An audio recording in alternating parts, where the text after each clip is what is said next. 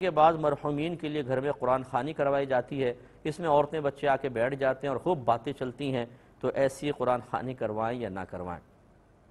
دیکھیں، پہلی بات تو یاد رکھیے کہ کسی مرحوم کے ایصال ثواب کے لیے قرآن پڑھنا یا پڑھوانا، اس میں کوئی حرج نہیں ہے، یہ پہنچتا ہے ثواب اور برکت بھی ہوتی ہے، یہ تو کنفرم ہے۔ لیکن دوسری ایک چیز یہ ہے کہ اس طرح قرآن خوانی گھر میں کروانا کہ سارے بلند آواز سے قرآن پڑھ رہے ہوں، جیسے معذرت کے ساتھ کچھ بیچارے کم علم حافظ صاحب جو ہوتے ہیں وہ اپنے مدرسے کے بچوں کو لے آتے ہیں، جیسے کوئی آ گیا جی قرآن خوانی کے لیے بچے بھیج دیں، قاری صاحب لے کے بیٹھ گئے، تو وہ باقاعدہ کہتے ہیں وہ زور سے پڑھو زور سے پڑھو، خصوصاً جب تھوڑا سا گھر میں آہٹ سی محسوس ہوتی ہے کہ اب نیاز آنے والی ہے یا شربت آنے والا ہے، تو پھر ہم بھی چکے ایسے عام مدرسوں میں پڑھے ہیں، تو پھر وہ تحریک سے ایک بیدار ہو جاتی ہے اور سب بلند آواز سے قرآن پڑھتے ہیں۔ یاد رکھیں، اس طرح جمع ہو کر قرآن پڑھنا حرام ہے۔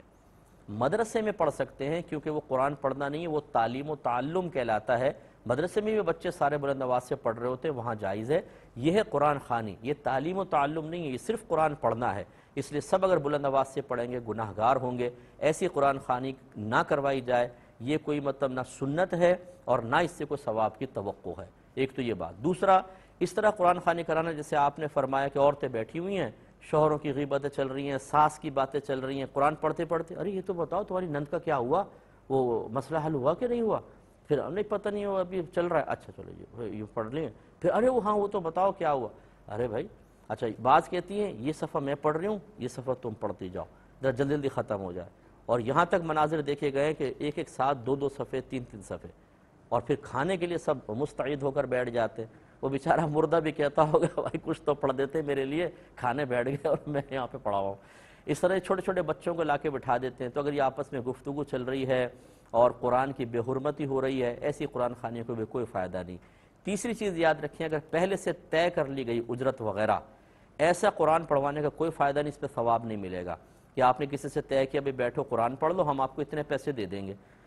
یہ سمجھ لیں قرآن پڑھنے پر اجارہ کر لیا گیا ہے، اجرت طے کر لی گئی ہے، اور یاد رکھیں جب اس پہ اجرت طے کر لی جائے تو کوئی ثواب حاصل نہیں ہوگا۔ ہاں ویسے ہی کوئی آ کر پڑھ لے، آپ اس کو بخشش وغیرہ دے دیں کوئی، وہ ٹھیک ہے۔ بعض لوگ قبور پہ بٹھا دیتے ہیں، قبرستان میں لوگ ہوتے ہیں، اچھا دیکھیں بابا جی آپ یہاں روزانہ ایک قرآن پڑھ دیا کریں، ہم آپ کو اتنے پیسے دے دیں گے۔ یاد رکھیں اگر وہ یس کہہ کے پڑھنا شروع کر دیتا ہے، اس قرآن کے پڑھنے کا کوئی فائدہ نہیں ہے، ثواب حاصل نہیں ہوگا، کیونکہ طاعت پر اجرت لینا منع ہے۔ خاص مواقع پہ فقہاء نے اجازت دی ہے، جیسے دینی استاد اجرت لے گا صحیح ہے، مؤذن آج کل ہیں، امام ہیں،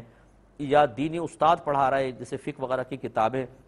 یہ ضرورت کے تحت اجازت دی گئی ہے، اور اس طرح قرآن ایصال ثواب کے لیے پڑھنے کی کوئی ضرورت شرعی لحاظ سے نہیں ہے، لہٰذا یہاں اجارہ باطل ہی ہوگا۔ ان تمام باتوں پہ توجہ رکھیں۔ یہ بچی نے